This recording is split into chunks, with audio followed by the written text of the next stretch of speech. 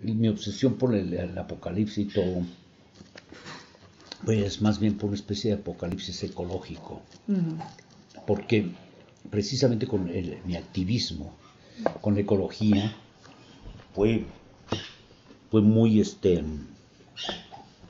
la destrucción de la naturaleza. La conclusión era que el apocalipsis será la obra del hombre y no de Dios. Es decir, dos cosas que me dieron mucha conciencia de la destrucción fue las bombas nucleares, cómo terminó la Segunda Guerra Mundial, con las bombas sobre Hiroshima y Nagasaki, los experimentos nucleares en Álamo Gordo, en Nuevo México, cuando Oppenheimer ve casi la primera prueba y ve como un monstruo, casi como si hubiera el demonio. Entonces, esto para mí fue muy traumático, muy fuerte la imagen. Y de hecho yo cuando vivía en Nueva York pasé de 69 a 71 de profesor en la Universidad de Nueva York. Y yo tenía sueños, casi miedos de que de pronto esos edificios que de pronto se desmoronaban. Y de hecho me pasó una cosa curiosa cuando a mi esposa y a mí en el año 2000 Gorbachev nos entregó el premio del milenio por liderazgo en medio ambiente. Entonces, en la recepción, la única conversación que yo tuve con Gorbachev fue, le dije, Mikhail, cuando yo estaba en México tenía un miedo, me sentía como un animal. Y se me quedó mirando y le dije, ¿por qué tenía miedo? Que cuando, por ejemplo, hay una guerra,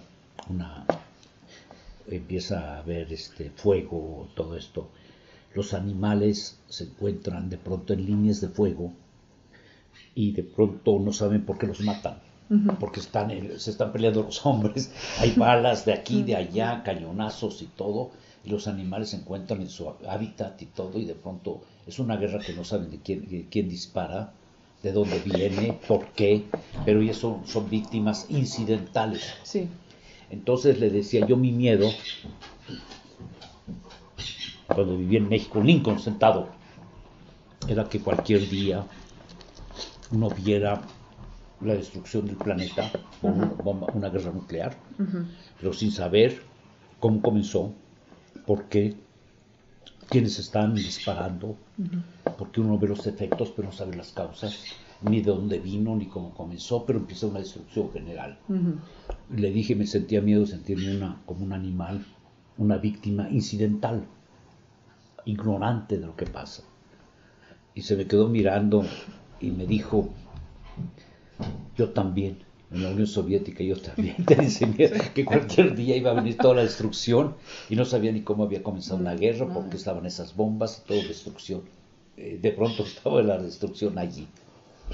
Entonces le digo, qué curioso, usted en uno de los países así de conflicto, y yo en un pueblo pequeño, en un lugar así muy remoto, que de pronto el mismo miedo, pero por razones diferentes. Sí, sí.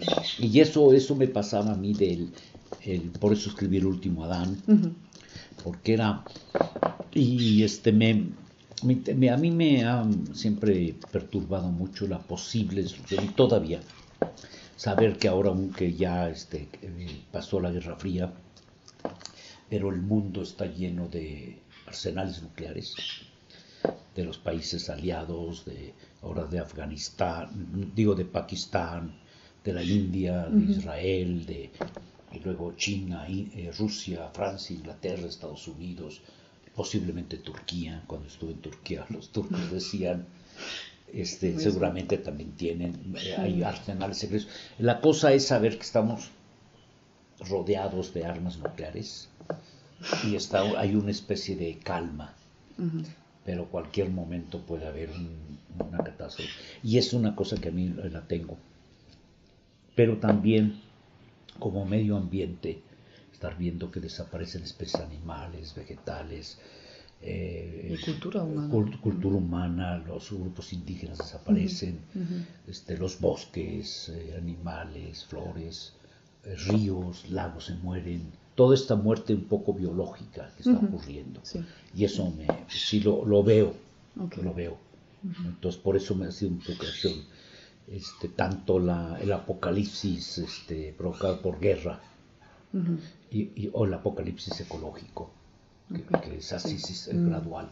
Y eso sí es una presencia muy fuerte.